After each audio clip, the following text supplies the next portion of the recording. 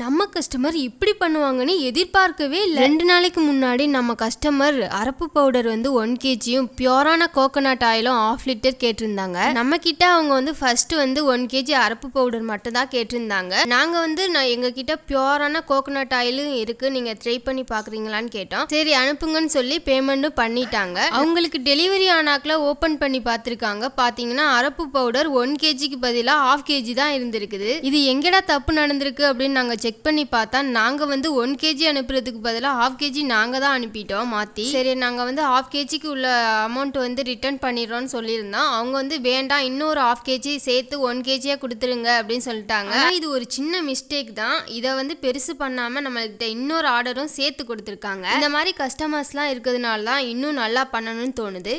எங்க கிட்ட ஸ்டாக் பார்த்தீங்கன்னா அரப்பு பவுடர் கம்மியாக தான் இருந்துச்சு. அவங்களுக்காக இன்னைக்கே ரெடி பண்ணி இன்னைக்கே நாங்க வந்து டிஸ்பேச்சும் பண்ணிட்டோம். அவங்களுக்காக சின்ன ஒரு ஆஃபரா நாங்க வந்து ஃப்ரீ டெலிவரியும் பண்ணியிருக்கோம். உங்களுக்கு இந்த மாதிரி பியூரான அரப்பு பொடியும் கோகோனட் ஆயிலும் வேணும்னா வாட்ஸ்அப்புக்கு கான்டாக்ட் பண்ணுங்க.